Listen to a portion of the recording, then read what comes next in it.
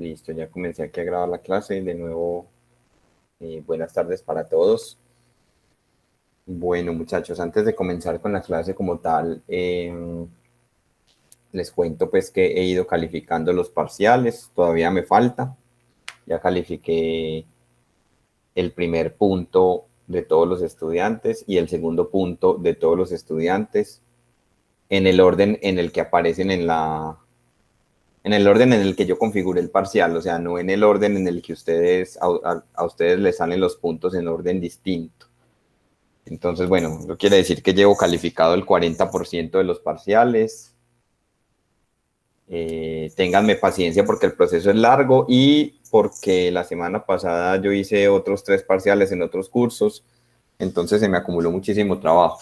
Entonces, ahí voy con la calificada. Una vez lo tenga calificado, de inmediato se los hago saber para que programemos la revisión. ¿Qué comentarios hay sobre el parcial? Cuéntenme ustedes cómo les fue, cómo se sintieron. Luisa, yo estoy muy bien, muchas gracias por preguntar. Pues con respecto a lo que estás preguntando, en términos generales, los primeros 2 puntos que he calificado, el primero era el de los últimos 2 dígitos de 9 a la 9 a la 9. Casi todos tienen bueno el punto. Y el segundo punto que yo configuré en la plataforma era el de un sistema de 2 congruencias lineales. Había que probar que tenía solución si solamente si el máximo común divisor entre los módulos dividía a la diferencia entre los términos independientes. Ese punto era un punto del taller y muchos lo hicieron bueno también. Entonces, en general, van bien. La mayoría, pues algunos no, pero la mayoría van bien. Un error que cometieron muchos, pero no es un error matemático, pues es un error del lenguaje, es que hicieron mal una frase. Pusieron las últimas 2 cifras de 9 a la 9 a la 9 son 89. Esa frase está mal. O sea, hay que decir, las últimas 2 cifras son 8 y 9. O los últimos 2 dígitos son 8 y 9, no son 89, porque la frase gramaticalmente sería incorrecta. Pero bueno, eso obviamente yo pues no penalizo esas cosas, pero les llamo la atención sobre eso porque también hay que hablar bien, ¿cierto? Hay que escribir bien, hay que usar bien el lenguaje. Dice Manuela que en general muy trabajable y más después de trabajar bien los talleres. Muy bien, ese primer ejercicio de 9 a la 9 a la 9 era un ejercicio que no estaba en los talleres, pero yo lo dejé propuesto en una de las clases. Y el segundo punto que llevo calificado, ese sí estaba en los talleres y lo habíamos hecho alguna vez en una asesoría. Sí, Luisa, claro, lo escribimos mal. Yo también lo escribí así y yo después lo leí y yo dije, no, esta frase gramaticalmente no tiene sentido. Hay que decir los últimos 2 dígitos son 8 y 9, o 8,9, pero no 8,9 seguido, porque 8,9 se puede confundir con 89. O a menos que uno diga, pues, el número conformado por los últimos 2 dígitos es 89, eso ya sí es otra cosa. Porque concuerda pues como el sujeto con el predicado en cuanto a número. En fin, bueno, son asuntos gramaticales.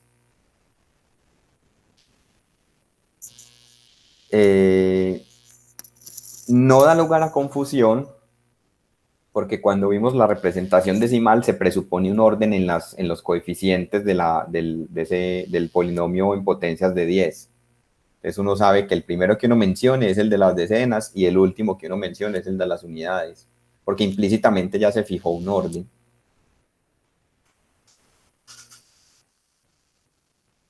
Ah, bueno, muy bien.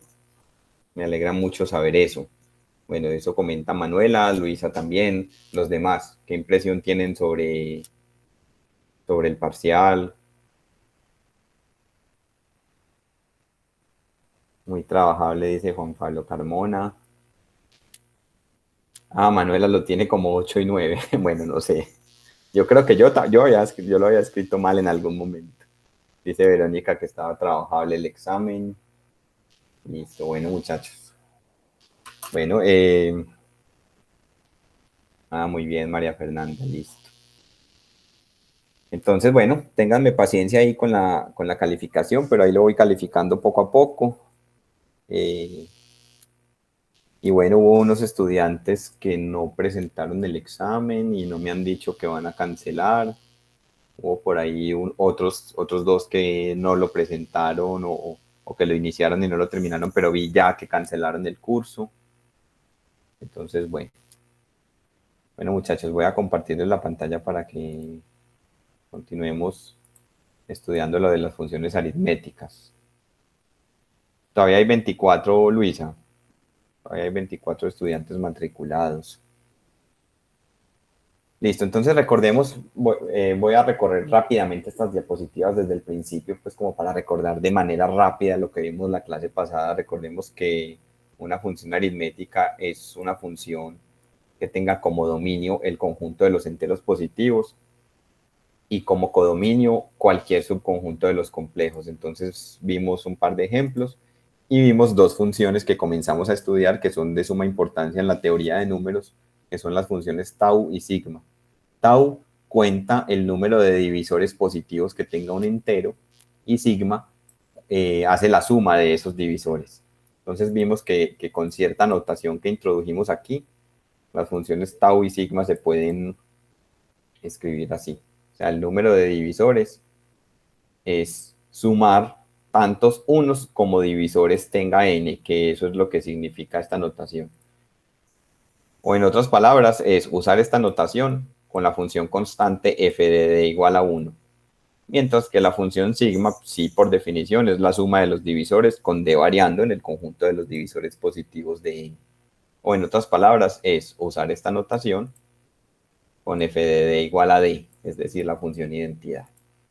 Bueno, vimos ejemplos, vimos un teorema muy importante que nos ayudó a contar los divisores positivos. Este teorema yo lo mencioné cuando lo vimos la clase pasada, es que lo pudimos haber enunciado y demostrado justo después del teorema fundamental de la aritmética hace tiempo, pero pues yo siguiendo el orden que utiliza el libro de Burton, lo dejé para este momento. Es que si yo tengo la factorización canónica de un entero, entonces cualquier divisor de ese entero se puede escribir de esta forma. Son aquellos enteros de la forma que tienen esa misma, o involucran los mismos primos en la factorización, pero permitiendo exponentes iguales a cero, porque puede que alguno de los primos no aparezca, ¿cierto? Este teorema yo les mencioné, también se puede enunciar o reformular en términos de sí y solo sí, de la siguiente manera. Si esta es la factorización canónica de cualquier entero positivo, como producto de primos, entonces D es un divisor de N, sí y solo sí, D es de esta forma. Entonces, ese teorema lo demostramos, hicimos ejemplos, y eso nos permitió mostrar que las funciones tau y sigma se pueden calcular con estas fórmulas. Bueno, vimos ejemplos sobre eso, vimos un corolario. Yo les mencioné que esto queda como ejercicio, aquí les doy la pauta para hacer este ejercicio, es que la productoria de todos los divisores positivos se puede calcular así en términos de la función tau. Habíamos hecho un ejemplo de eso, habíamos avanzado un poco más, habíamos definido lo que es una función multiplicativa. Una función, en teoría de números, una función se llama multiplicativa cuando se reparte en producto para todo m y n, enteros positivos y primos relativos. Si la función se reparte en cualquier producto sin importar si n y m son primos relativos o no, entonces a esa función se le llama completamente multiplicativa. Entonces miren que se sigue de inmediato, se sigue de la definición que toda función que sea completamente multiplicativa es multiplicativa, pero no al revés.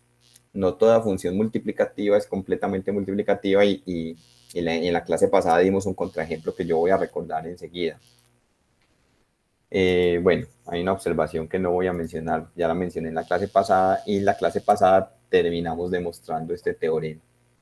Las funciones tau y sigma son multiplicativas, ¿cierto? Y nosotros hicimos la prueba acá. tengo la prueba acá, o sea, demostramos, como hay que demostrar que son multiplicativas, entonces hay que tomar un par de enteros positivos que sean primos relativos, y hay que probar esto. Y con ayuda pues del teorema, de un teorema anterior, fuimos capaces de hacer el cálculo. Listo. Entonces, yo finalicé la clase pasada con esta observación, y es que las funciones tau y sigma, a pesar de que son multiplicativas, no son completamente multiplicativas.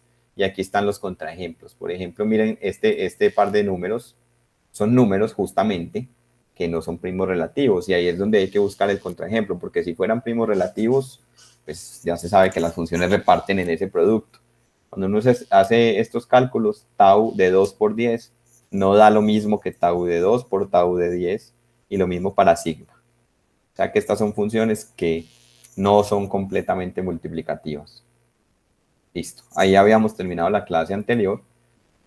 Yo voy a terminar con pues de esta partecita me faltó poquito. Voy a terminar con este lema y con un teorema que permite construir funciones que nos ayuda a construir funciones multiplicativas a partir de funciones que ya sepamos que son multiplicativas. Entonces, de este lema yo voy a hacer solamente un bosquejo de la demostración. El lema dice, si m y n son primos relativos, entonces el conjunto de divisores del producto está conformado por todos los productos de 1 de 2, con d1 divisor de m, d2 divisor de n y primos relativos. Más aún, estos productos son todos diferentes. O sea, este teorema, este lema, este resultado está diciendo que si usted tiene dos enteros que son primos relativos, entonces es muy fácil conocer el conjunto de todos los divisores del producto de ellos dos. ¿Cómo construye ese conjunto? Formando todos los posibles productos de divisores de uno por divisores del otro y que sean primos relativos. Entonces, la demostración, pues aquí yo solamente voy a hacer un bosquejo. Viene de la siguiente manera. Si alguno de los dos es 1, no hay nada que probar. O sea, si m es igual a 1 o n es igual a 1, el resultado es inmediato. Porque si alguno de los dos es 1, el producto de ellos es alguno de los dos. O sea, por ejemplo, si m es 1, entonces m por n da n, entonces el resultado es inmediato. Entonces, el caso interesante es qué pasa cuando ambos son mayores que 1.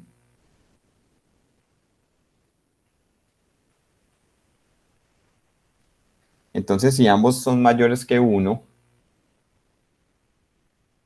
por el teorema fundamental de la aritmética, los puedo factorizar como producto de primos. Entonces, digamos que la factorización canónica de m es p1 a la k1 por p2 a la k2 hasta p sub r a la kr. Y n también lo puedo factorizar como producto de primos q1 a la j1 por q2 a la j2 por hasta q sub s a la js, donde p sub i y q sub j son primos. O sea, se entiende que estoy abreviando aquí la escritura, ¿cierto? Donde p sub i es primo para i variando desde 1 hasta r, y q sub j es primo para j variando de 1 hasta s. Entonces aquí viene la parte clave, que también la utilizamos en la demostración anterior. Como m y n son primos relativos, entonces los primos p1, p2 hasta pr, q1, q2 hasta q sub s son todos diferentes.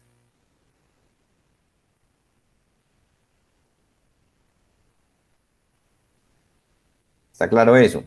O sea, si m y n no tienen factores comunes distintos de 1, entonces no puede haber que haya un P sub i que sea igual a un Q sub j, porque entonces con eso tendrían un factor común diferente de 1.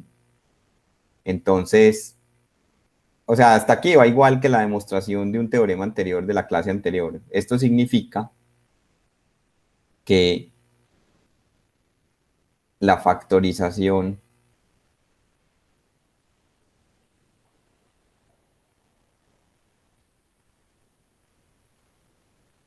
de Mn como, como producto de primos es la siguiente. Hay que entender muy bien esto, o sea, Mn es igual a P1 a la K1, P2 a la K2, por PR a la KR, por Q1 a la J1, Q2 a la J2, por Q sub S a la JS. O sea, esta igualdad se cumple, obviamente, independientemente de si M y N son primos relativos o no. Pero lo que estoy diciendo acá es que esa es la factorización de Mn. ¿Por qué? Si hubiera un par de primos que fueran repetidos, entonces esta no sería la factorización. O sea, es que recuerden que cuando hablamos de la factorización, cuando hablamos de esa factorización canónica, estamos sobreentendiendo que ya todos los primos que fueran iguales se reunieron en una sola potencia. Entonces aquí por eso era importante esta afirmación de que todos estos primos de esta lista son diferentes. Si hubiera algún primo repetido en esa lista, entonces M y N no serían primos relativos. Y como todos son diferentes, entonces eso ya me permite hacer esta afirmación de que esta es la factorización canónica de Mn. Y eso es importante porque entonces ahí es donde ahí es donde viene y juega un papel importante este teorema, este de acá. Que dice cómo, cuando yo ya dispongo de la factorización canónica, me dice qué forma tienen los divisores. Entonces, por teorema,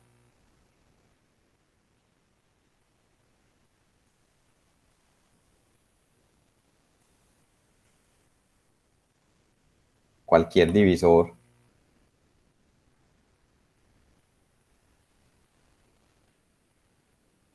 D del producto Mn tiene la forma siguiente.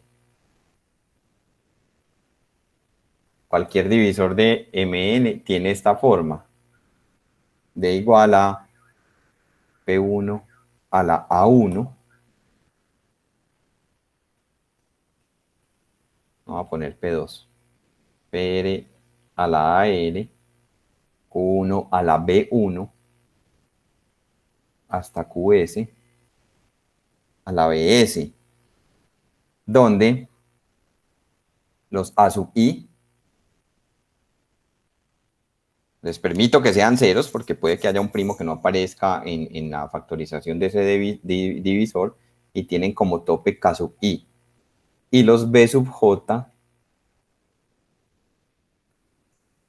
no voy a utilizar la letra J porque aquí ya está la letra J, entonces los B sub L son mayores o iguales que 0 y tienen como tope J sub L.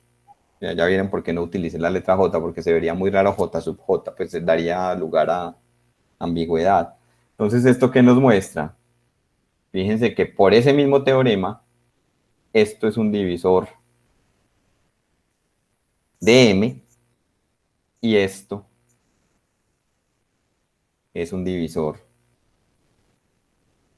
de, de N. O sea, logré escribir cualquier divisor del producto, lo logré escribir como un producto de 1 por D2, con D1 igual a esa expresión que aparece ahí, P1 a la 1 por PR a la R, y esto por teorema es un divisor de M y de 2, Q1 a la B1,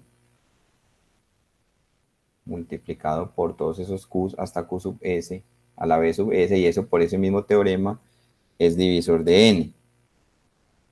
Entonces ya mostré una partecita del lema, ¿cierto? Ya mostré que cualquier divisor del producto es un producto de 1 por d2, donde d1 divide a m y d2 divide a n. Falta mostrar que efectivamente ellos son primos relativos, pero basta observar esto. Como P sub I es diferente de Q sub J, y esto es verdad para todo I y para todo J, entonces el máximo común divisor entre D1 y D2 es 1.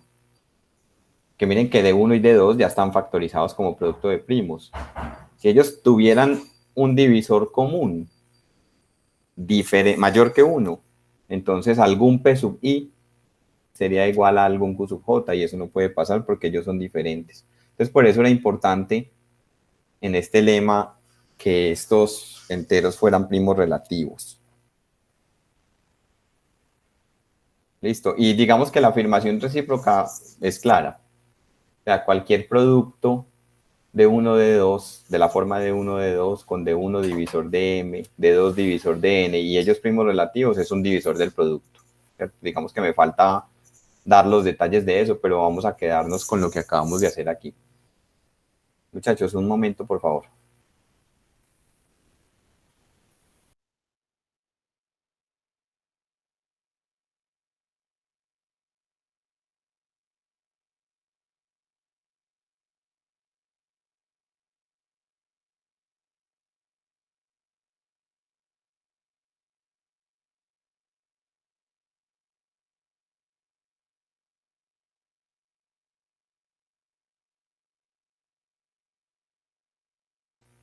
Listo, muchachos, qué pena. Entonces, en resumen, lo que este lema nos está permitiendo es hacer lo siguiente.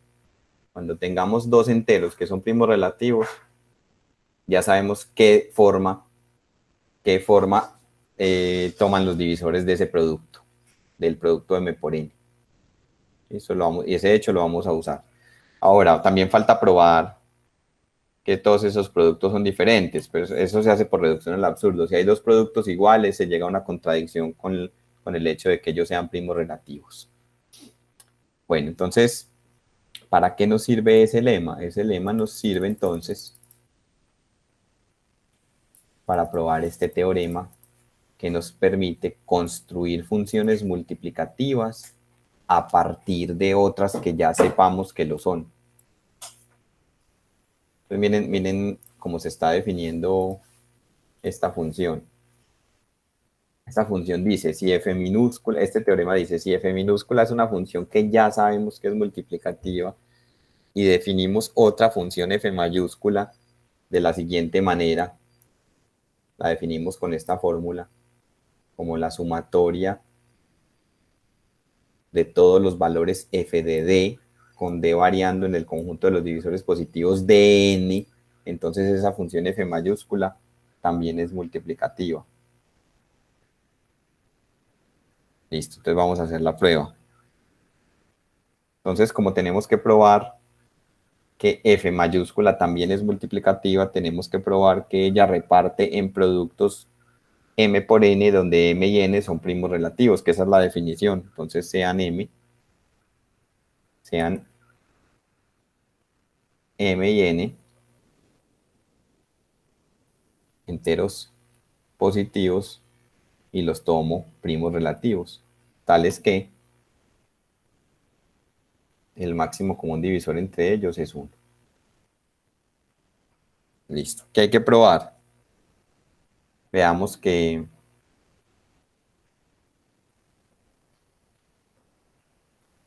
f evaluado en el producto es el producto de las imágenes. Y con eso estamos diciendo que f reparte en todos los productos de enteros que sean primos relativos. Y esa es la definición de ser multiplicativo, ¿cierto? Entonces, en efecto, f evaluada en mn es igual a ¿qué? Por cómo se está definiendo la función f mayúscula. Es una sumatoria con D variando en el conjunto de todos los divisores de Mn de los valores f de D. Y aquí es donde vamos a utilizar el lema. A esa expresión la voy a llamar 1, y el lema anterior ya nos dice que como m y n son primos relativos, ya sé cómo es cualquier divisor del producto. Entonces, por el lema anterior,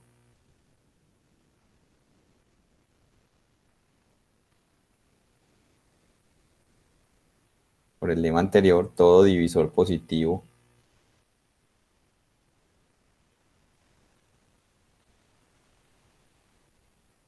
de Mn se puede escribir de manera única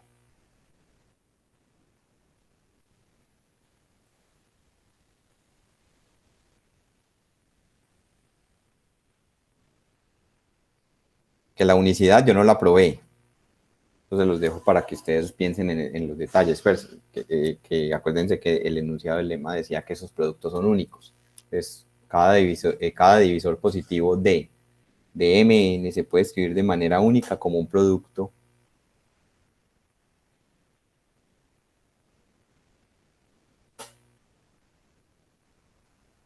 de la forma de 1 de 2 con D1 dividiendo a M, D2 dividiendo a N, y ellos dos primos relativos.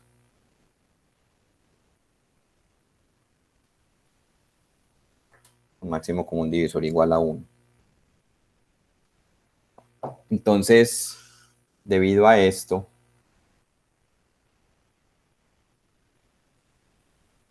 y a la hipótesis, en la hipótesis tenemos que la función f minúscula es multiplicativa. Entonces, ¿cómo queda la expresión 1?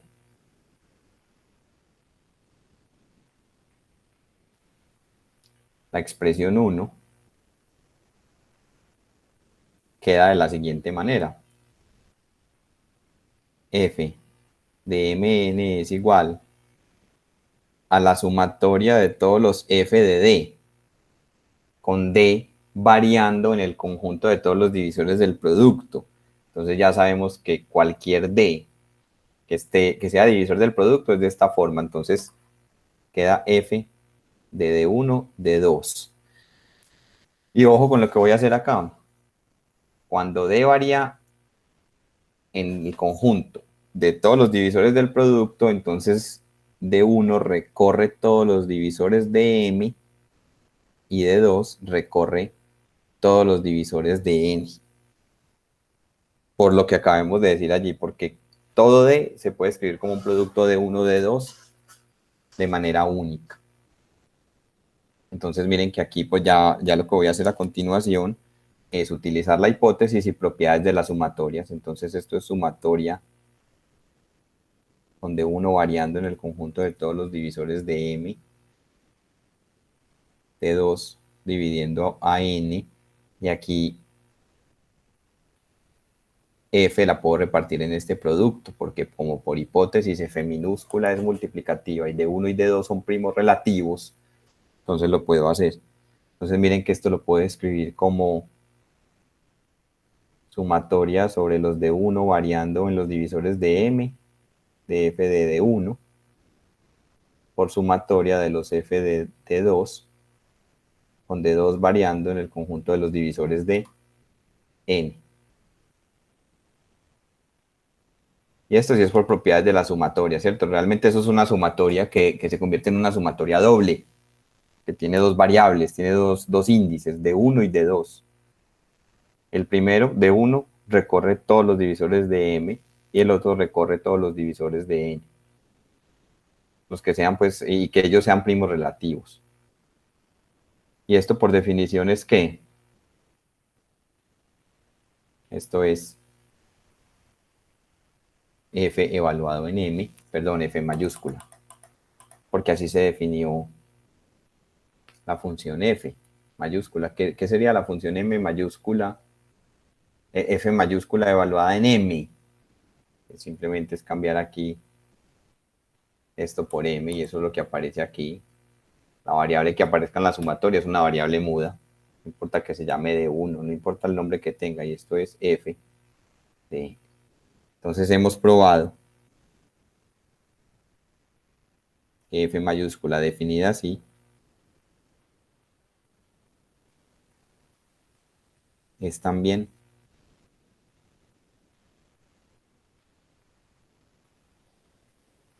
una función multiplicativa. O sea que este teorema me permite construir funciones multiplicativas a partir de otras que ya sé que lo son.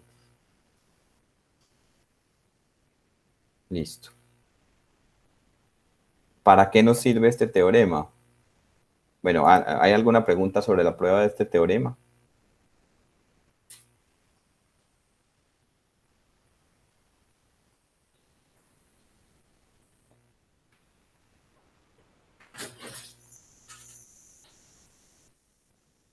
Muchachos, ¿hay alguna pregunta sobre la prueba de este teorema?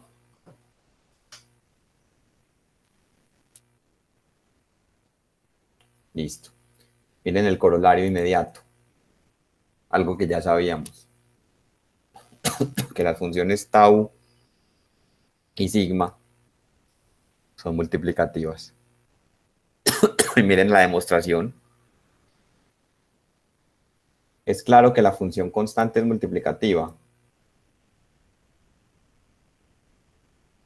Bueno, eso se los voy a pedir que lo muestren en uno de los talleres, que ya estoy construyendo un taller para este tema. Si alguno de ustedes lo quiere comenzar a hacer, me dice, yo lo monto a la página incompleto. Pues no lo he montado porque todavía no lo he terminado de construir. Entonces la función constante f de d igual a 1 es multiplicativa y la función identidad también es multiplicativa. Creo que eso está claro. De todas maneras, ustedes van a hacer la prueba en el taller.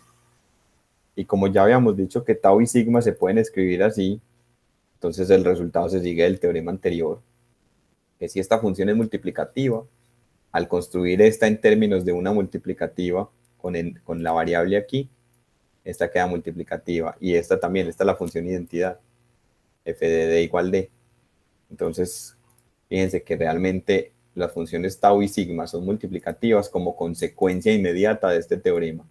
Aunque vimos en la clase pasada que no dependíamos de esta construcción, pues también ya habíamos mostrado que son multiplicativas con otro argumento diferente.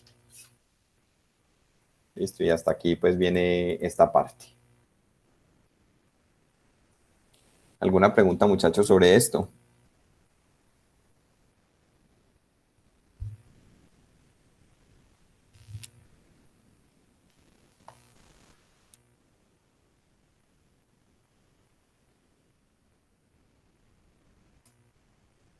¿Qué dijeron ustedes que yo, profe, lo del taller?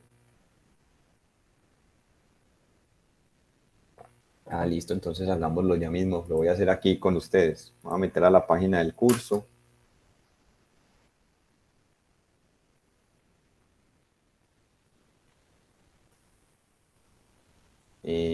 Aquí unidad 3. Voy a activar la edición de la plataforma. Y aquí en ejercicios propuestos les voy a montar entonces de una vez eso.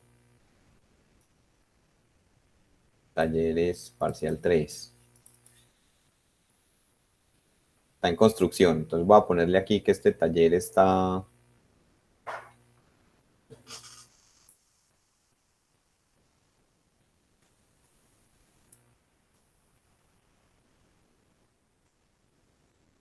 Y voy a ponerle aquí en construcción.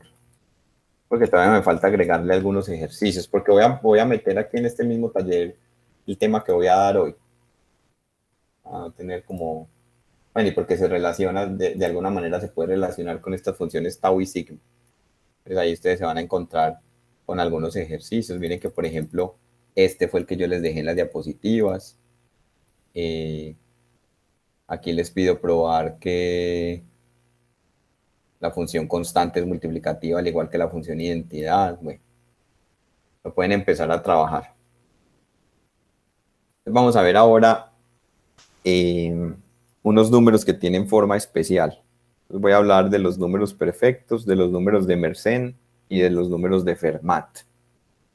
Entonces vamos primero a los números perfectos. Entonces comencemos con un ejemplo. Resulta que los pitagóricos consideraron notable el hecho de que 6 fuera igual a la suma de sus divisores propios. De ahora en adelante, siempre que digamos divisores propios, nos referimos a los divisores positivos. Recuerden que casi toda la teoría del curso la hemos estado desarrollando en los naturales, pues en los enteros positivos. Casi nunca hemos incluido negativos, excepto pues en algunas partes del curso. Entonces, cuando digamos divisores propios, nos referimos a los divisores positivos, excepto el número en cuestión. O sea, 6 dividía 6, pero no es un divisor propio. Entonces, fíjense que 6 es igual a la suma de sus divisores propios. El siguiente número con esta característica es 28. En efecto, los divisores positivos de 28 son 1, 2, 4, 7, 14 y 28. ¿Cuáles son los propios? Todos estos, hasta acá, excluyéndolo a él mismo. Y fíjense que él es igual a la suma de sus divisores propios. Entonces ustedes saben que los pitagóricos eran muy místicos y ellos les atribuían propiedades a los números y muchas veces eran propiedades místicas, pues, y propiedades que iban más allá de como de las cuestiones naturales. Entonces, ellos le dieron un nombre a eso y a un número que cumpliera esas condiciones lo llamaron número perfecto. Entonces, aquí está la definición. Un entero positivo n se llama perfecto si n es igual a la suma de todos sus divisores positivos propios, excluyendo al mismo n. Esa es la definición. ¿Conocen ustedes algún otro número perfecto en este momento, antes de que yo avance en el tema? ¿Habían escuchado hablar de números perfectos? ¿Conocían la definición?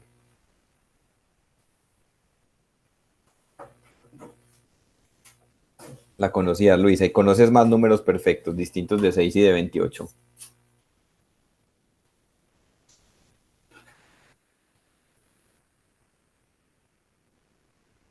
En programación los pusieron a hacer cosas con eso. Ok. Nada, bueno. Bueno, y a encontrarlos. Y a ver, denme otro distinto de 6 y de 28, según lo que recuerden. Hay más.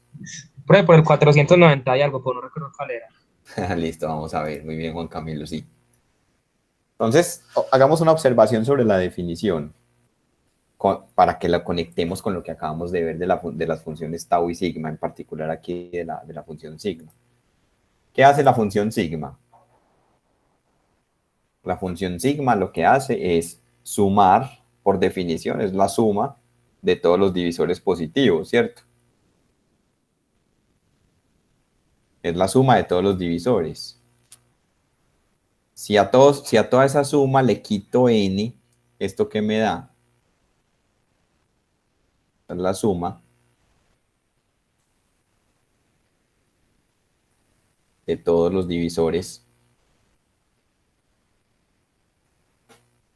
positivos.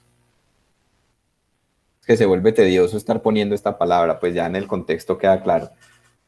Propios. ¿Cierto? Porque los sumé todos y quité el n. Entonces, si los sumé todos y quité el n, entonces es porque me quedó la suma de todos los propios. ¿Cuándo un número es perfecto?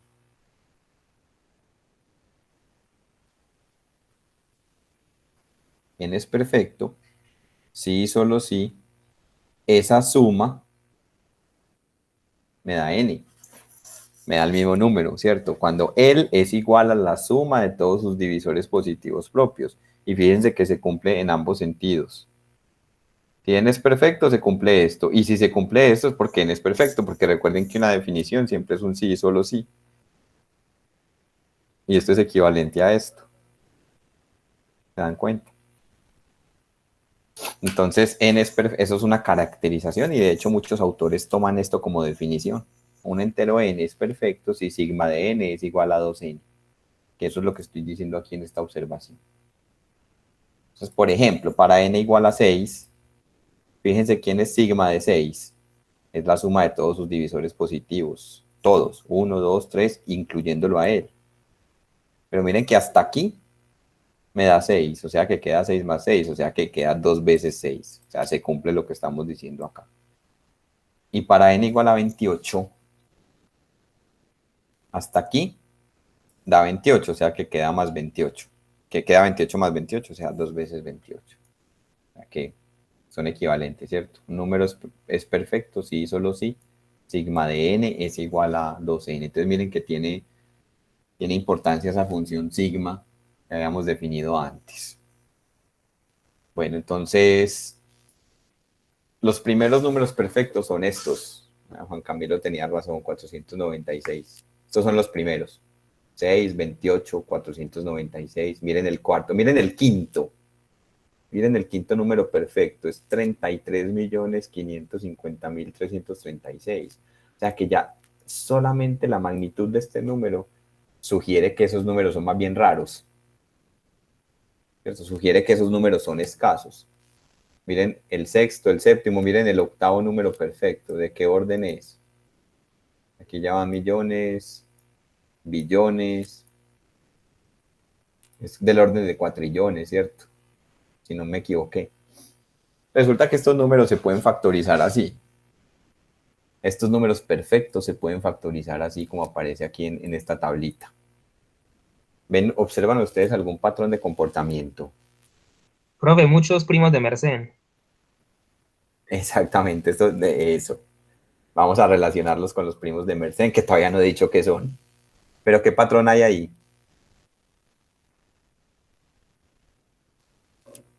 ¿Qué observan ustedes acá? 2 elevado a la ¿qué? 2 elevado a la n por 2 elevado a la n más 1 menos 1. Exacto. Ese es el patrón. Pero este exponente, ¿qué pasa con este exponente? ¿Qué se observa aquí? Son primos, ¿no? Pero no están todos. Aquí hay un hueco. Hay un primo entre 7 y 13.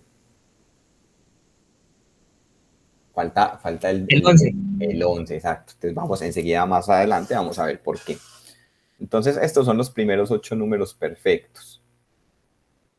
La lista anterior sugiere que todo número perfecto par, bueno, porque miren que todos son pares. De hecho, todos terminan en 6 y en 8. Eso podría ser otra conjetura.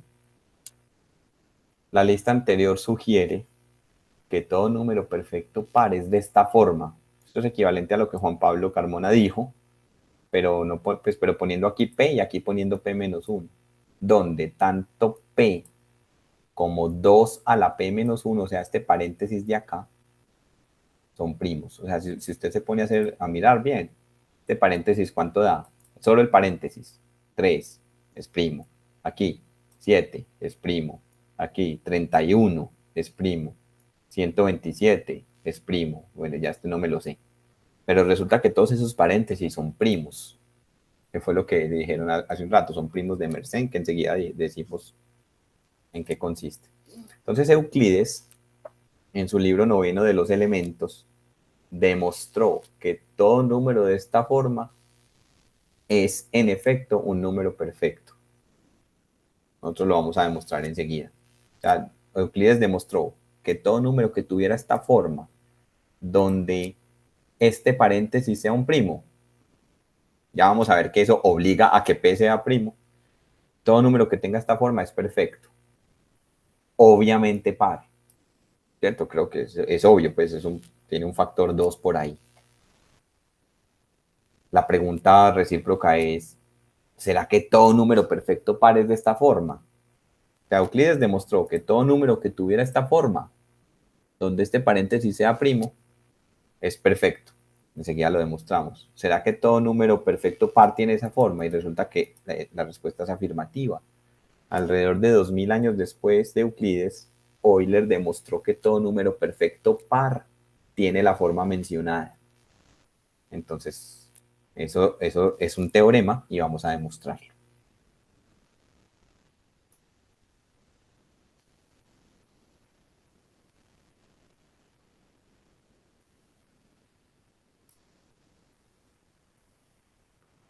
No, porque dicen ahí como obviamente par. No es obvio. Pero Mira la forma. sí, pero bueno, se ha encontrado como otro número perfecto, pues, que no sea pues como par. No se va a encontrar. Pues sino que como meten ese, obviamente ahí como placa. Ah, no, que todo número de esta forma obviamente es par. Ah, Eso es a lo que se refiere, que todo número de esta forma es perfecto. Y obviamente es par, pues por la forma que tiene de el esa número. forma que tiene, listo. Porque se puede sacar un factor común 2. Sí, sí. Pero sí, tu pregunta es muy importante. Pues, números perfectos impares no se conocen, aunque se han hecho, se ha avanzado un poquito, pues, como en resultados sobre si llegan a existir, entonces se tienen que cumplir tal cosa. Enseguida vamos a mencionarlo más adelante. Entonces, veamos este teorema. Este teorema dice que si 2 a la k menos 1 es primo, con k mayor que 1, pues obviamente, porque si k fuera 1, esta expresión da 1 y no tiene sentido hablar de si es primo o no. Si 2 a la k menos 1 es primo, entonces, si este paréntesis es primo, 2 a la k menos 1, entonces cuando yo pongo aquí la potencia anterior y los multiplico, eso me da un número que tiene que ser perfecto. Y recíprocamente, todo número perfecto par es de esta forma. Ya vamos a hacer la demostración de Euclides y después vamos a hacer la demostración, no sé si exactamente la que hizo Euler, pero creo que sí está la idea. Entonces, bueno, yo estoy poniendo, no voy a poner esto, pues aquí no hay un sí, solo sí. Entonces, demostremos primero que todo que si 2 a la k menos 1 es primo, entonces n definido así es perfecto. Y ya sabemos que para demostrar que es perfecto hay que demostrar que cumple esta condición. Entonces, sea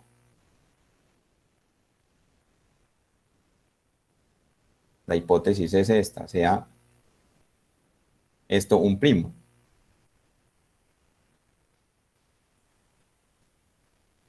Obviamente, pues con k mayor que 1, que eso lo están dando en la hipótesis. Y consideremos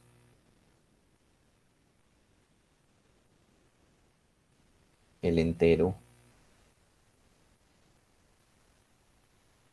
n definido como lo están definiendo en el teorema, 2 a la k menos 1 por p. Pues por esta expresión, ¿cierto? Ese es el que hay que probar que es perfecto. Ya veamos que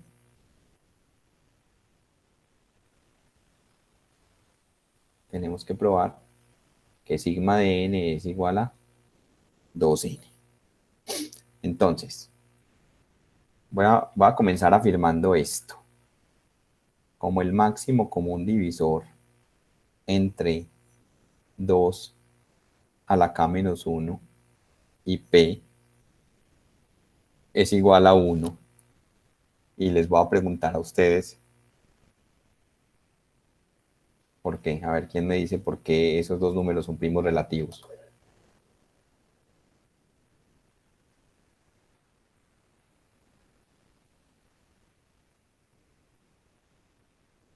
Entonces, a ver, ¿por qué el máximo común divisor entre 2 a la k menos 1 y p es igual a 1? Profe, porque P es primo, ¿no? Pues la única forma de que sea, que de otra cosa podría ser P, pero 2 a la K menos 1 no es igual a P. ¿O no es divisible por p? ¿Por qué? Porque P, P es mayor que 2 o qué. P es mayor que 2, necesariamente. Exacto. Miren lo que está diciendo Juan Pablo Muñoz ahí en el chat. Es exactamente eso. Es exactamente eso, porque es que P es impar. Y eso está claro aquí, en esta afirmación, en la hipótesis. O sea, si 2 a la k menos 1 es primo, eso tiene que ser impar. Miren que es una potencia de 2, es par, menos 1, tiene que ser impar. O sea que es un primo impar, y ustedes ya saben que si es un primo impar, es de 3 en adelante. Y por otro lado, ¿cómo son los divisores de este? Lo vimos la clase pasada, ¿De cuáles? de 2 a la k menos 1. ¿Cómo son los divisores? Lo vimos acá, en este teorema. acá, en este teorema. Si solamente tenemos 2 a la algo, ¿cómo son los divisores? Son potencias de 2. O sea, los divisores,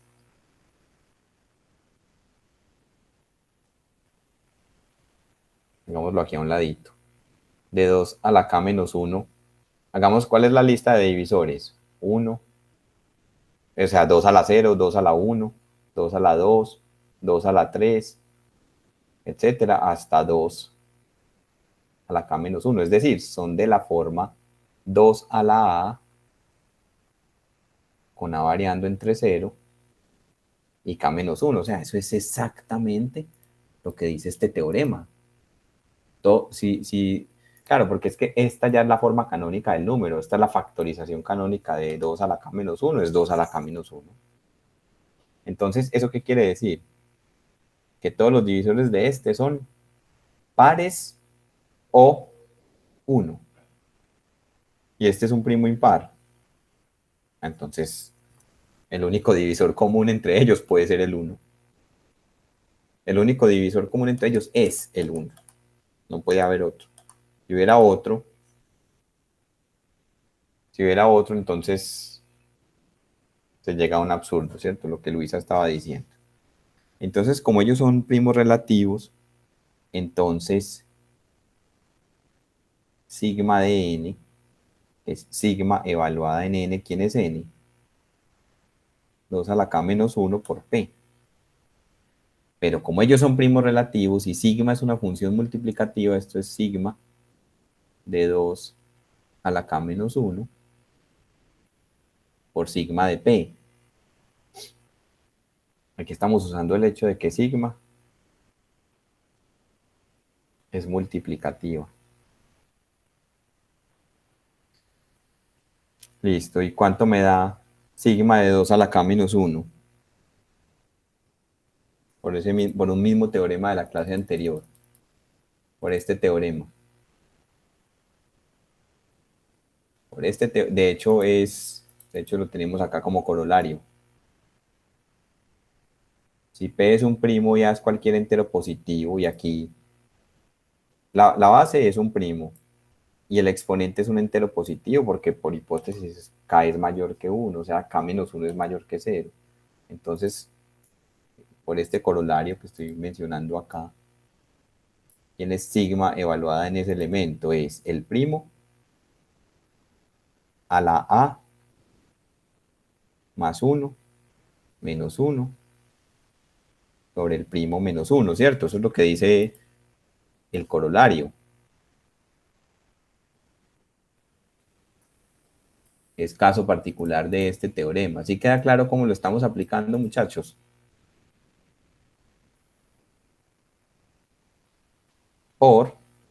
¿Y cuánto da sigma de P? Si P es primo. Profe, P P más más 1. P más 1. Los únicos divisores de un primo son 1 y P, y su suma es 1 más P. O sea que ¿cuánto me da esto? Esto me da 2 a la K, ¿cierto? Aquí 2 a la K menos 1 ¿y quién es P? ¿Cierto? El denominador da 1. Aquí se cancela este 1 con este 1 y queda 2 a la K menos 1. ¿Y quién es P? 2 a la K menos 1. O sea que aquí queda 2 a la K menos 1 más 1. Esto queda 2 a la K menos 1 por 2 a la K. Y esto lo puedo escribir como 2 a la K por 2 a la K menos 1. Simplemente conmuté, ¿cierto? Para tratar de relacionarlo con n. Y puedo sacar un 2. 2 por 2 a la K menos 1 por 2 a la K menos 1. Y todo esto es n. O sea que sigma de n nos dio 2n. ¿Cierto? Así se definió n. Consideremos el entero. Este es n. 2 a la K menos 1 por P. Y P es 2 a la K menos 1. Entonces sigma de n nos dio 2n. Entonces n es perfecto. Esta fue la prueba que dio Euclides. Yo no sé si es, pues yo no sé, yo creo que Euclides no habló de la función sigma, pero en esencia el razonamiento es el mismo. Ya hemos demostrado que si 2 a la k menos 1 llega a ser primo, entonces el número que yo formo así es perfecto. ¿Queda clara esta primera parte de la demostración?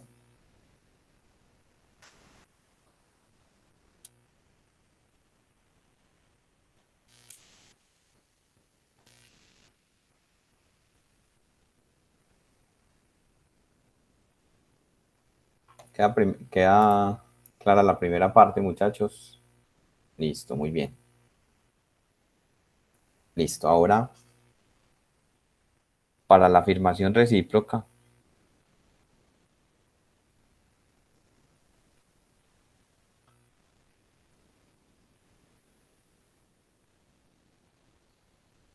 Miren, ya demostramos que si 2 a la k menos 1 es primo, entonces cuando formo un número de esa forma, eso me da perfecto. Vamos ahora a demostrar que cualquier número perfecto par necesariamente tiene esa forma. Entonces, supongamos que n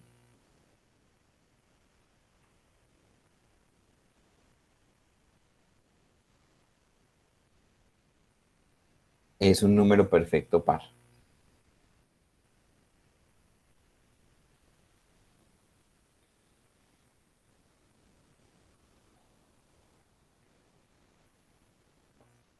Listo, entonces podemos escribir a n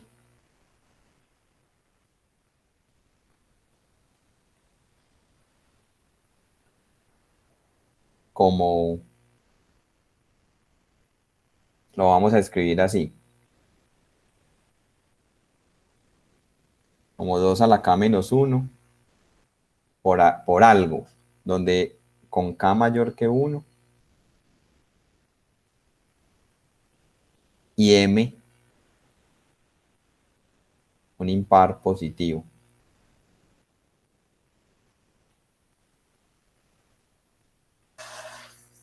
¿Por qué?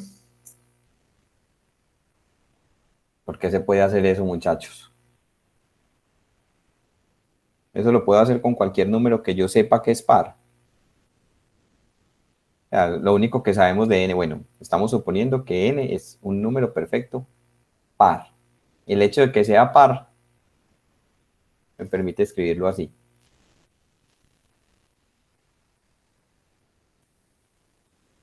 Está más o menos claro, o trato de justificar un poquito eso.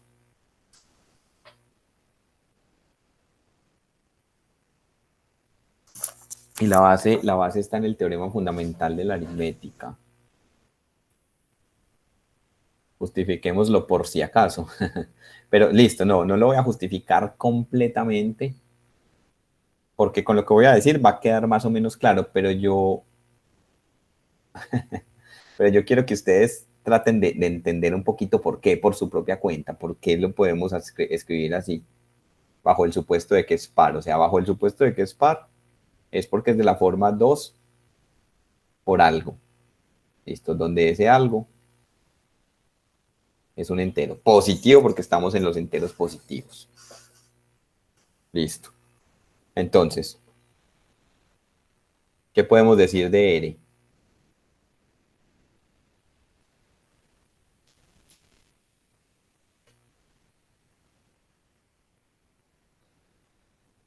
¿Eres par o eres impar? Si es impar, ya estamos, porque ya lo escribí como alguna potencia de 2 por un impar. ¿Sí o no? Entonces, en ese caso, ¿quién sería el K? El K sería 1. Perdón, sería 2. Porque en este caso, N quedaría escrito como 2 a la 2 menos 1 por R. Y este sería el M. ¿Y si eres par?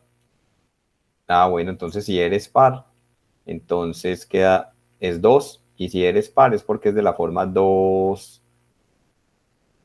L, para algún L. Entonces, n queda escrito como 2 a la 2 por L. Y vuelva y haga lo mismo, considere casos sobre L. Si L es impar, ya está. Ya logró escribir a n como alguna potencia de 2 por un impar. Y si es par, entonces vuelva y saque otro factor 2. En últimas, usted parte de acá y usted a este L le va a sacar tantos factores 2 como sea posible hasta que quede multiplicado por un impar. Ah, que siempre que todos son 2. Ah, listo. Si todos son, si es una potencia, si el R es una potencia de 2, entonces este M es 1 y punto. ¿Les queda claro más o menos por qué, por qué podemos escribir a N de esa forma?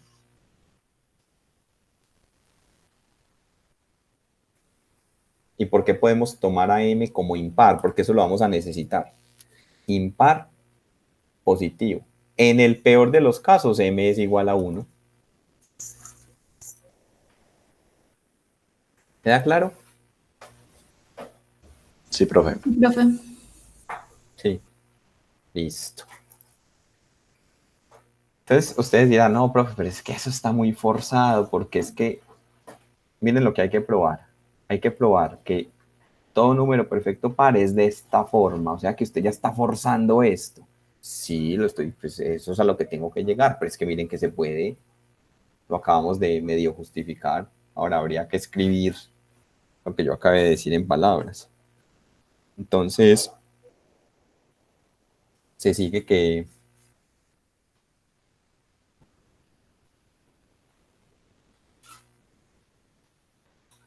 el máximo común divisor entre 2 a la k menos 1 y m es igual a 1, por la misma razón de ahora, porque este señor es impar.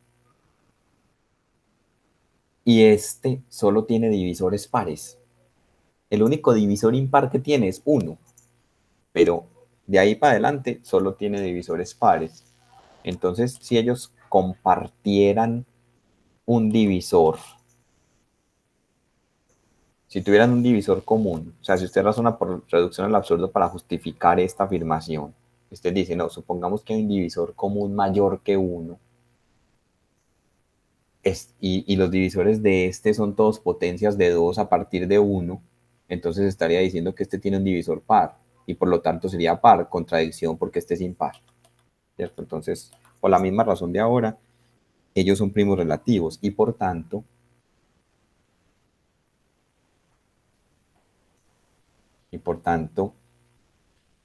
sigma de n, que es igual a sigma de n, que lo estamos escribiendo como 2 a la k menos 1 por m, por ser una función multiplicativa, esto es igual a sigma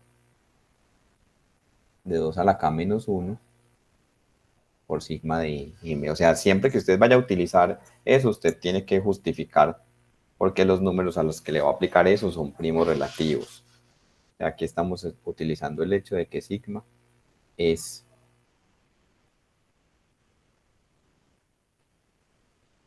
multiplicativa. ¿Y cuánto nos da esto? ¿Cuánto fue que nos dio ahora sigma evaluado en 2 a la k menos 1? Nos dio esto. 2 a la k menos 1. Eso ya quedó claro hace un rato, ¿cierto? O sea que esto nos da 2 a la k menos 1 por sigma de m. O sea, estamos diciendo, todavía no hemos utilizado la hipótesis hasta ahora, solamente he utilizado el hecho de que n es par. Todavía no he utilizado la hipótesis de que es perfecto, eso la vamos a utilizar ahora. Entonces, sigma de n es igual a 2 a la k menos 1 por sigma de n. A esta expresión la voy a llamar 1. Ahora aquí viene la hipótesis. Como n es perfecto,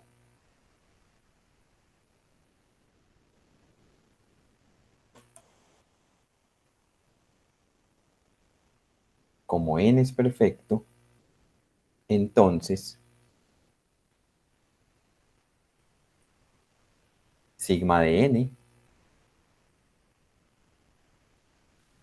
es igual a 2n. Es decir, 2 por, ¿y quién es n? N lo estamos escribiendo como 2 a la k menos 1 por algún impar positivo. Es decir, 2 a la k por m. Entonces, ¿qué se sigue de 1 y 2? De 1 y 2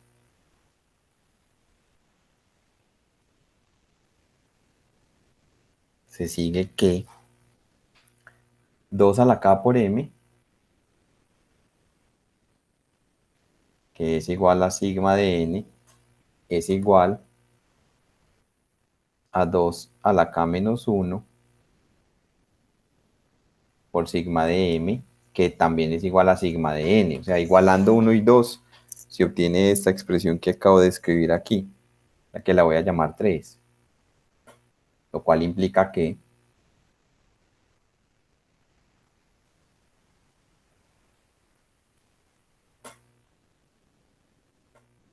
esta expresión que está aquí en 3 implica que 2 a la k menos 1 divide a 2 a la k por m.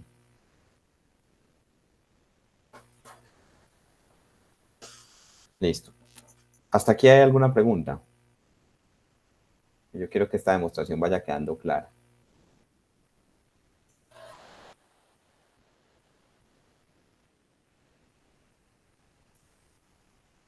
Si hay preguntas, entonces me van diciendo. Pero el máximo común divisor entre 2 a la k menos 1 y 2 a la k es igual a ¿cuánto? Esos números serán primos relativos. ¿Ustedes qué dicen?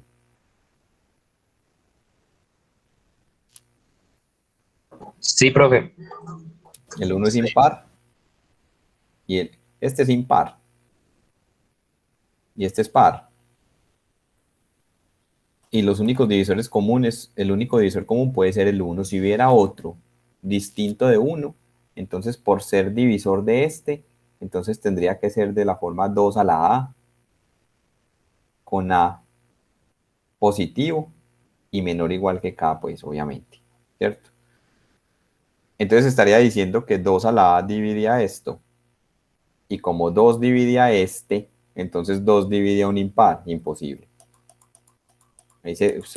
Uno siempre puede pensarlo por contradicción, ¿cierto? Pero intuitivamente, el 1 es par y solo tiene como divisores potencias de 2 y el otro es impar. Entonces, fíjense que aquí estoy diciendo que este número divide este producto y es primo relativo con uno de los factores. ¿Eso en qué les hace pensar?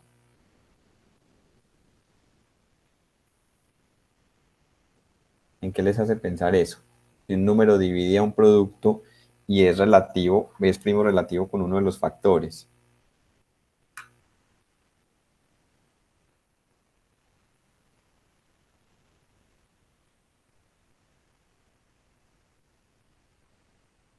El lema de Euclides, ¿cierto?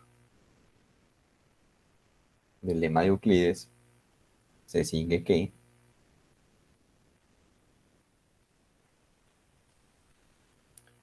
si un número divide a un producto y él es primo relativo con uno de los factores, entonces necesariamente tiene que dividir al otro factor. ¿Esto qué significa? Esto significa que m lo podemos escribir como 2 a la k menos 1. Voy a utilizar la notación que utiliza Burton con m para algún m.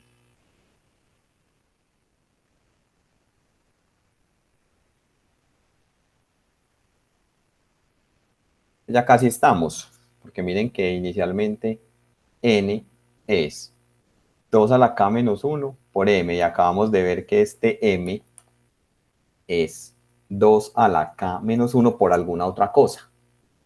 tendremos que mostrar que esa otra cosa es 1 y con eso ya terminaríamos la prueba, ¿cierto? Porque ya mostraríamos que todo número perfecto par tiene la forma mencionada en el teorema. Entonces vamos a ver. Entonces, reemplazando esto en 3, ¿qué se obtiene?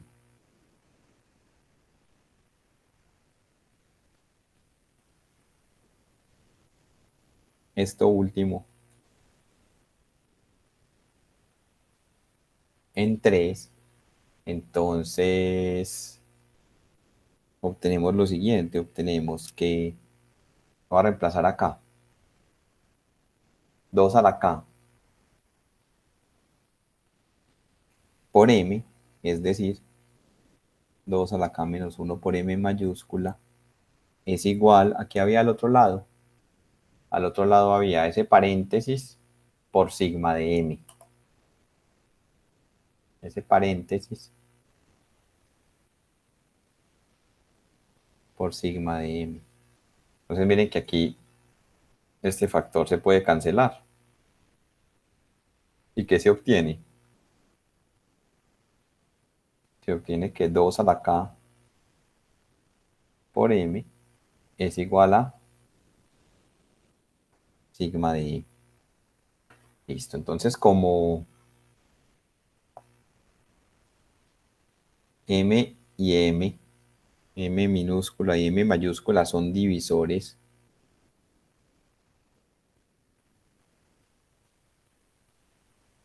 de m, ¿cierto? Aquí m minúscula se dividía el mismo, obvio. ¿Y por qué m mayúscula es divisor de m minúscula? Por esta expresión de aquí. Estamos diciendo que m divide a m. Entonces, es más, con eso también estamos diciendo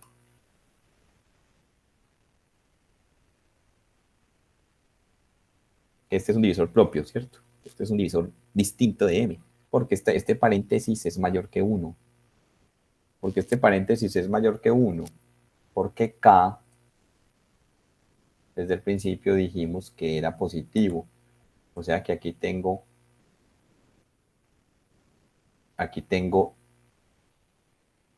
2 a la algo positivo menos 1. Esto es mayor que 1, entonces esto es menor que m. M mayúscula es menor que m minúscula. Entonces, como ocurre esto, se sigue que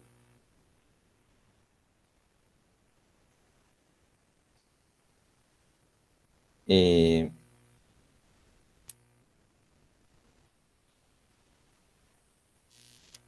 2 a la k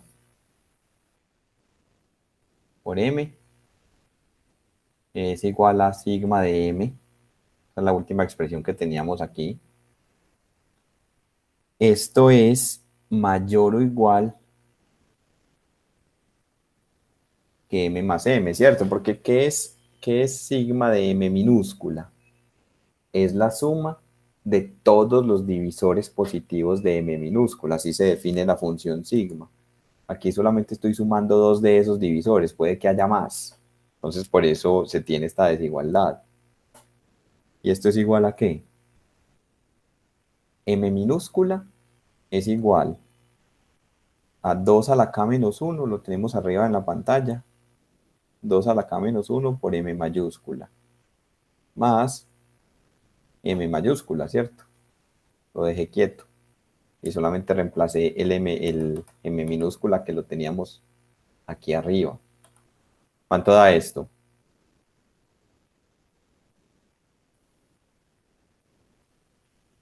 ¿Cuánto da esto?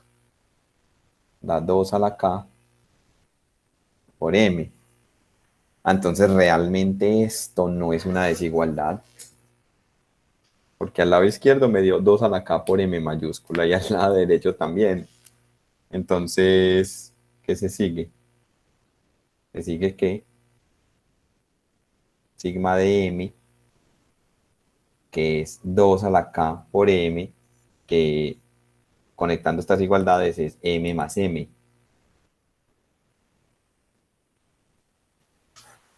¿Qué estoy diciendo con esa expresión? Esa última expresión que nos dice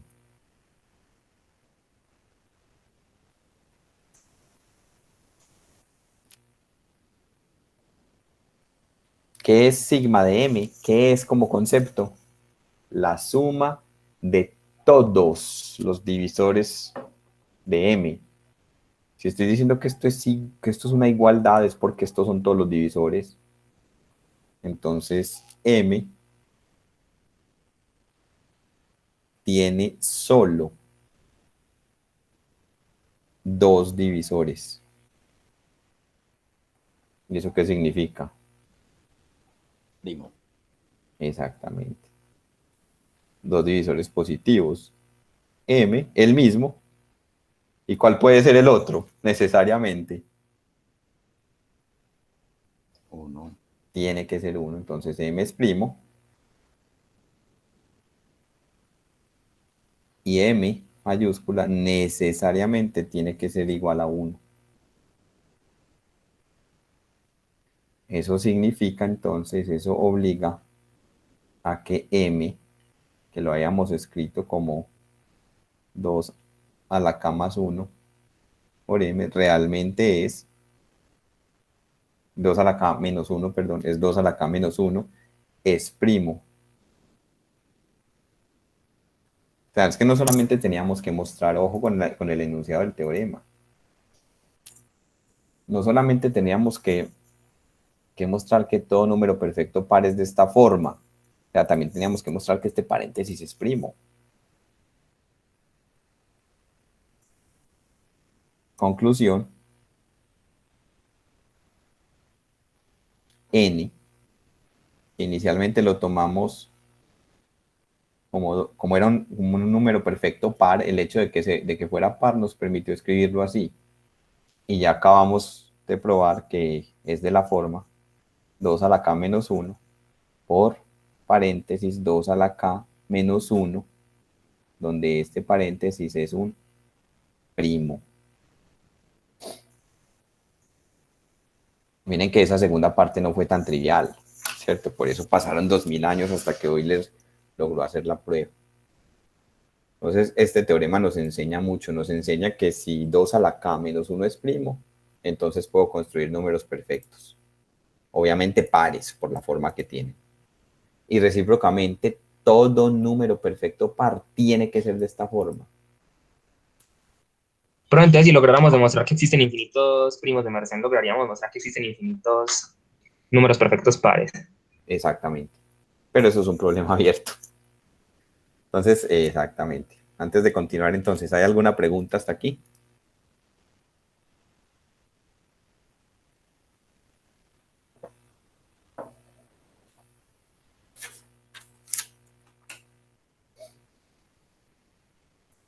Entonces, ¿qué necesitamos para construir números perfectos?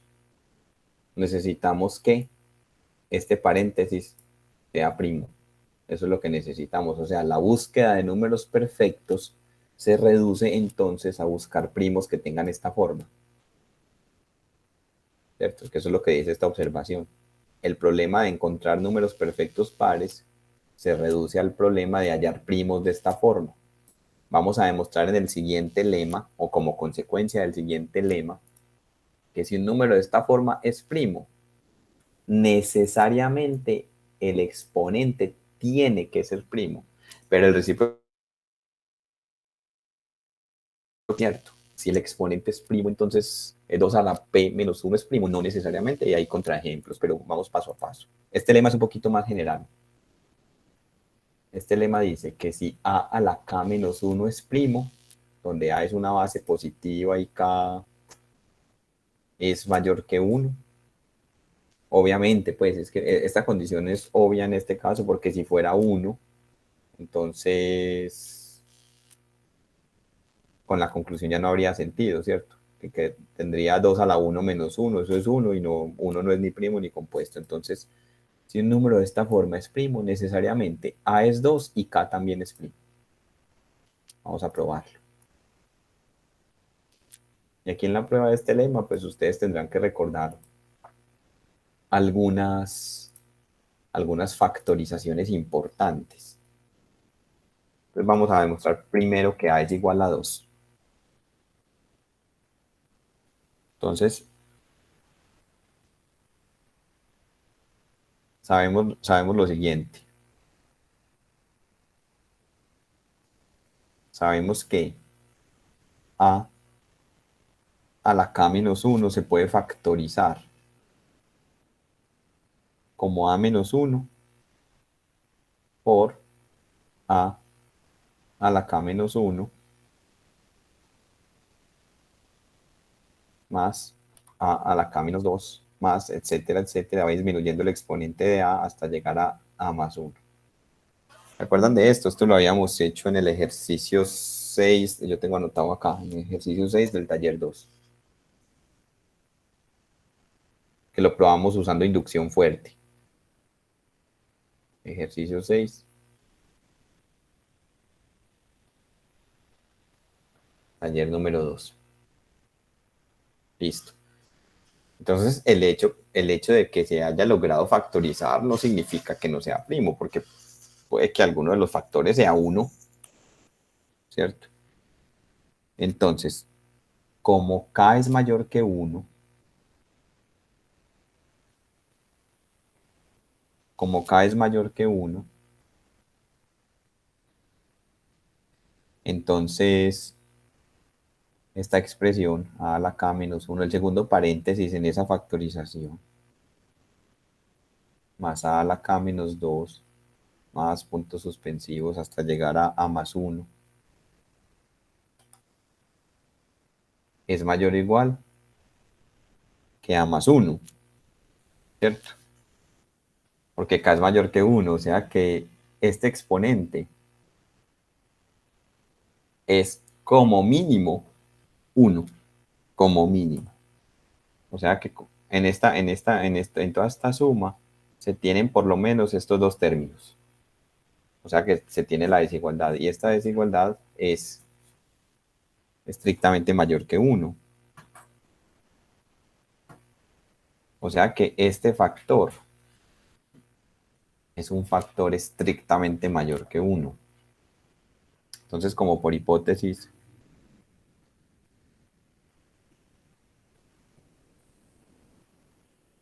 a la k menos 1 es primo.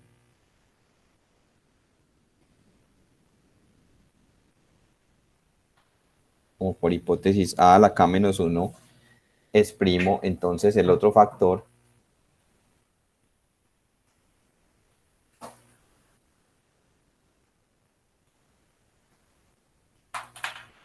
debe ser 1. El otro factor es a menos 1. Debe ser 1.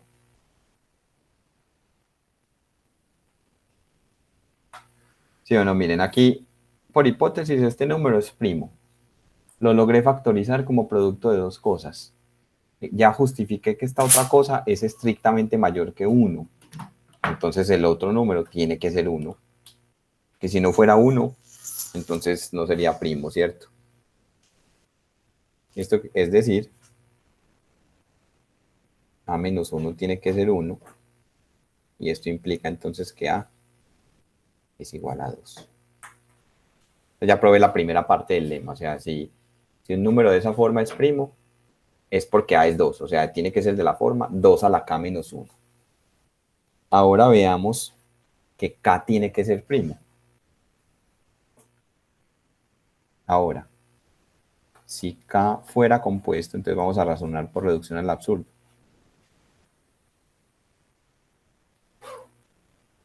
Si k fuera compuesto, entonces se podría factorizar, ¿cierto? De manera no trivial. Se podría escribir de la forma r por s, con r mayor que 1 y menor que k, y s estrictamente mayor que 1 y menor estricto que k. Así,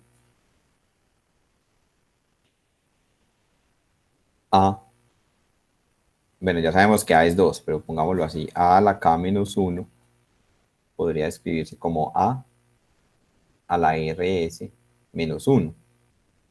Y esto lo voy a escribir como a la r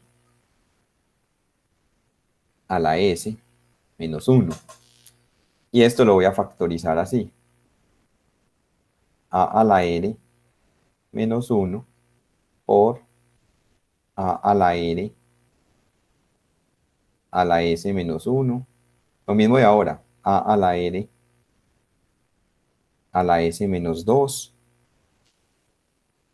Más, va disminuyendo el exponente hasta llegar a la r a la 1 más 1. O sea, de nuevo utilizamos ese ejercicio ¿qué?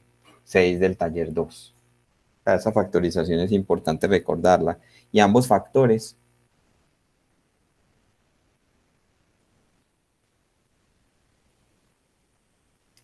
son mayores que 1.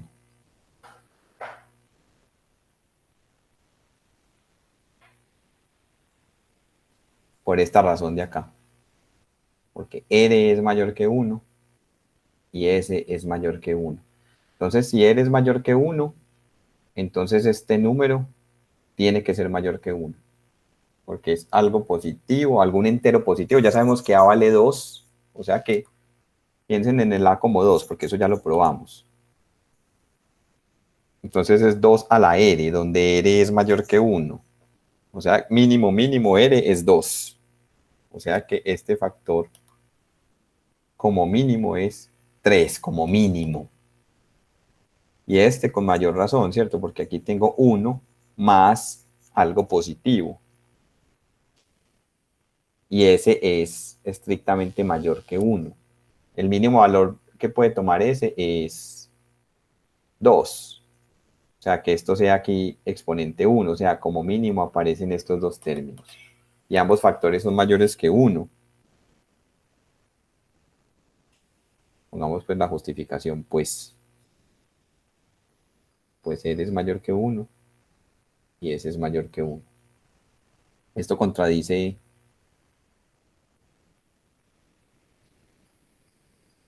la hipótesis de que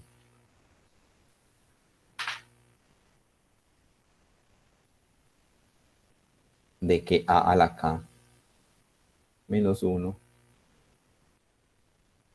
es primo. Entonces, realmente K no puede ser compuesto. O sea, como yo no sé si yo lo puse acá. Ah, no lo puse. O sea, como corolario es que si 2 a la K menos 1 es primo, necesariamente K es primo. Eso es lo que acabamos de probar. De hecho, probamos un hecho más general. Probamos que un número de esta forma, si un número de esta forma es primo, eso solo pasa con A igual a 2. Si A es distinto de 2, entonces no. Si A es mayor que 2, entonces no. Entonces, ojo con esto. O sea, relacionemos esto con lo que teníamos. En el teorema anterior, vimos que si un número es perfecto, par, tiene que ser de esta forma con este paréntesis primo. Y que si ese paréntesis es primo, él es un número perfecto par. O sea, eso se convierte en un sí y solo sí. En últimas, para buscar números perfectos necesitamos que 2 a la K menos 1 sea primo. ¿Qué acabamos de probar? Que si eso ocurre, entonces K tiene que ser primo. O sea que de entrada estamos descartando todos los casos donde K sea compuesto. O sea, este lema nos está diciendo, bueno, su búsqueda no la realice con K compuesto, realícela con K primo. Pero el lema no garantiza que si K es, pues no garantiza la implicación recíproca. De hecho, la implicación recíproca no se cumple. Si K es primo, entonces 2 a la K menos 1 es primo. No. Vamos a ver por qué. Entonces, según el lema anterior, si 2 a la P menos 1 es primo, entonces P es primo. Esto sugiere buscar los primos de la forma 2 a la P menos 1, dándole valores primos a P. O sea, me quedo en los primos. El lema dice, no busquen los compuestos. Si K es compuesto, 2 a la K menos 1 no puede ser primo. Porque si lo fuera, entonces K sería primo. Entonces no busque ahí. O sea, no busque los números perfectos con ese factor allí. Sin embargo, no es cierto que 2 a la p menos 1 sea primo para todo p. Y aquí tenemos el primer contraejemplo, que es el contraejemplo clásico, con p igual a 11, que era el hueco que estaba faltando aquí, ¿recuerdan? Aquí se saltó de 7 hasta 13. Resulta que es que 2 a la 11 menos 1 no es primo. Y aquí está la factorización. 2 a la 11 menos 1 es 2047 y eso es 23 por 89. Entonces, la pregunta sobre si existen infinitos primos de la forma 2 a la p menos 1 con p' es aún una pregunta abierta. Debido a esto, aún no se sabe si existen infinitos números perfectos pares. Porque si ya se hubiera dado respuesta a esta pregunta, o sea, si se hubiera probado que existen infinitos primos de esta forma, entonces por el teorema anterior, si existen infinitos primos de esta forma, entonces existen infinitos perfectos pares, pero no se sabe. Lo que sí garantiza el lema es que la búsqueda hay que hacerla con exponente primo, porque como se necesita que este paréntesis sea primo, entonces si K es compuesto, ese paréntesis no puede ser primo nunca. Pero ojo con el recíproco. Si K es primo, eso no garantiza que el paréntesis sea primo. Y ahí vimos un contraejemplo. Y con respecto a la pregunta que me hicieron más temprano, no se conoce la existencia de números perfectos impares. Todo lo que se sabe sobre este problema es que si llegara a existir algún número perfecto impar, tendría que ser mayor que 10 a la 300. Eso es un resultado que ya se probó. Pero ojo, si llegara a existir, aún no se sabe. O sea que eso reduce la búsqueda a números mayores que 10 a la 300 impares, pero todavía no se ha encontrado hasta la actualidad, no se han encontrado números perfectos impares. Eso no garantiza que no existan, ¿cierto? Pero se cree que no existen. O sea, la sospecha es que solo hay números perfectos pares. Bueno. Entonces, ya vimos acá que los primos de la forma 2 a la p más 1 cobran importancia. Y eso da lugar a esta definición. Pero antes de continuar, ¿hay alguna pregunta aquí?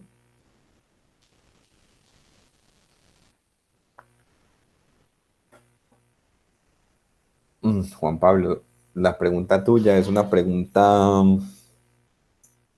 muy buena. Es muy bueno hacerse esa pregunta. Yo no te la sé responder, pero es una pregunta que tiene una carga como de estupefacción, ¿sí? Uno se queda estupefacto. ¿Cómo llegan a esas cotas? La respuesta es haciendo doctorados en teoría de números, o sea, investigando muchísimo. Y obviamente en los últimos 50 años con ayuda de los computadores, obviamente eso ha desarrollado muchísimo, ha ayudado muchísimo al desarrollo de la teoría de números. Lo interesante es que este tipo de problemas conducen a otros problemas pues, que son importantes en las matemáticas y en otras ciencias. O sea, eso llega hasta otras ciencias, así uno no lo crea. Y uno podría preguntarse, bueno, ¿y para qué los números perfectos? ¿Eso para qué sirve? ¿Para qué nos interesa saber si son infinitos o no? ¿Cómo encontrarlos? Etcétera, etcétera. Pero la búsqueda de números perfectos y la búsqueda o el interés por resolver estas preguntas abiertas de si hay infinitos o no, ha desarrollado un montón, ha potenciado un montón los desarrollos teóricos dentro de la misma teoría de números como en otras áreas de las matemáticas, y eso termina influyendo en el desarrollo de la ciencia, pues. Entonces eso se vuelve un asunto bien interesante. Entonces, esos numeritos que aparecen en ese paréntesis vamos a llamarlos números de Mersenne. Este Marin Mersenne era un clérigo francés, era un monje francés que se preocupó mucho por organizar encuentros, organizar encuentros entre matemáticos. Él le dio como mucho orden a los encuentros regulares entre matemáticos, a la comunicación entre matemáticos, no solo en Francia, sino en Italia, en Suiza, en Alemania, en Europa, pues digamos como en el ámbito académico de la época. Entonces los números de esta forma, 2 a la n menos 1 con n mayor o igual que 1, se llaman números de Mersenne y los vamos a denotar por m sub n. Entonces estos números se llaman así en honor al monje francés Marin Mersenne, quien los estudió detalladamente en 1644 en este libro. Ahora, si P es primo, no necesariamente 2 a la P menos 1 es primo. Ya vimos que el contraejemplo clásico se tiene con P igual a 11. Pero si P es primo y 2 a la P menos 1 también es primo, entonces ese M sub P se llama primo de Mersenne. Entonces lo que acabamos conectando esto con lo que vimos hace un rato,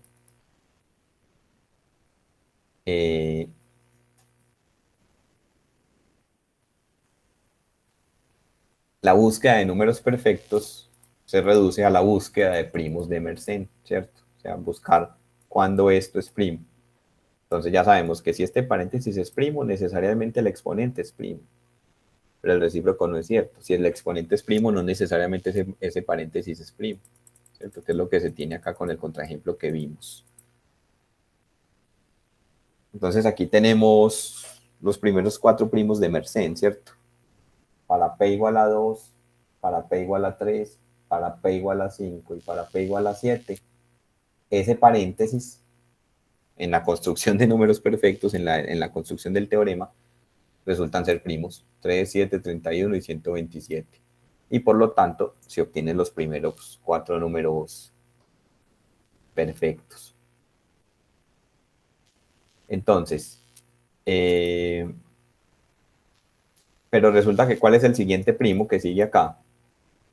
Después de 7, el siguiente primo es 11. Y ya sabemos que 2 a la 11 menos 1 no es primo. O sea que el número que se obtiene, hay como un hueco ahí, ¿cierto? No es con 2 a la 11 menos 1, no, o sea, 2 a la 10 por 2 a la 11 menos 1 no es un número perfecto. Yo creo que eso lo vamos a explorar en los ejercicios. Ahora, hay una curiosidad con estos números de Mersenne, y es que cuando cada uno de los primeros 4 primos de Mersenne, o sea, los de la tablita anterior, estos 3, 7, 31 y 127, se sustituye para n en la fórmula 2 a la n menos 1, se obtiene un primo de Mersenne más grande. Esto condujo a la siguiente conjetura, que resultó ser falsa, pues. Que si m sub n es primo, entonces m sub n también es primo. Esta conjetura resultó ser falsa y en 1953, pues a la época una computadora, imagínense qué significará una computadora de alta velocidad en esta época. Se encontró que m sub 13, que es 2 a la m sub 13 menos 1, que es 2 a la 8191 menos 1, es un número compuesto con 2466 dígitos. O sea, esa conjetura resultó ser falsa.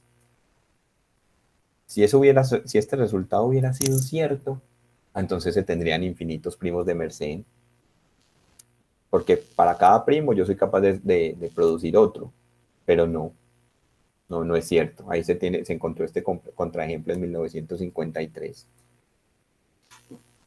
A la actualidad creo que solamente se conocen, estamos hablando del año 2021, creo que se conocen hasta 51 primos de Mersenne solamente, y por lo tanto 51 números perfectos. Pero imagínense imagínense el tamaño de esos números. O sea, basta que usted busque aquí en Google primos, miren, yo ya lo había, yo lo borré de la búsqueda, no sé, primos de Mersenne, estaba ahí en el historial, ¿sí ven?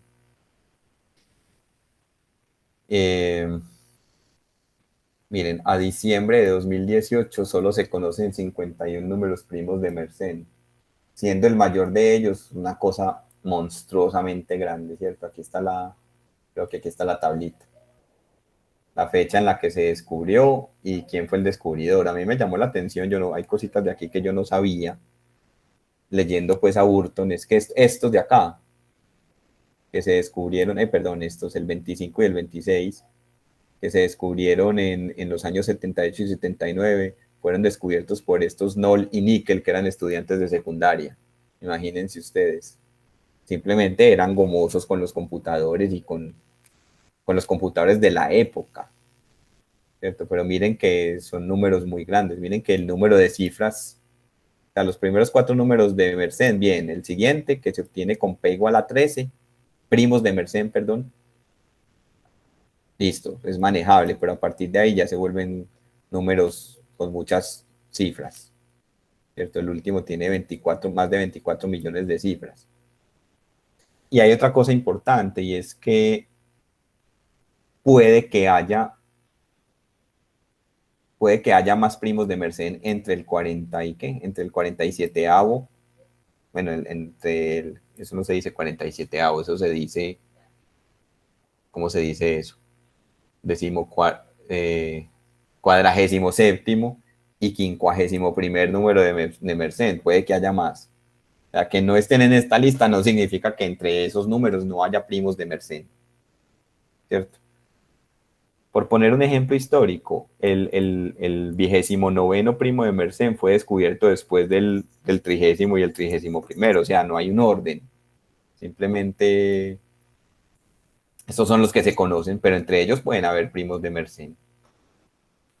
Entonces, la pregunta de si hay infinitos primos de Mersenne es una pregunta abierta, y por lo tanto la pregunta de si hay infinitos números compuestos perfectos pares es una pregunta abierta. Bueno, muchachos, yo voy a dejar ahí por hoy. En la próxima clase hablamos de los números de Fermat. ¿Listo? Que son simplemente 3 diapositivas que tengo acá como curiosidades numéricas, y ya después nos vamos a estudiar la función phi de Euler. No sé si hasta aquí hay alguna pregunta.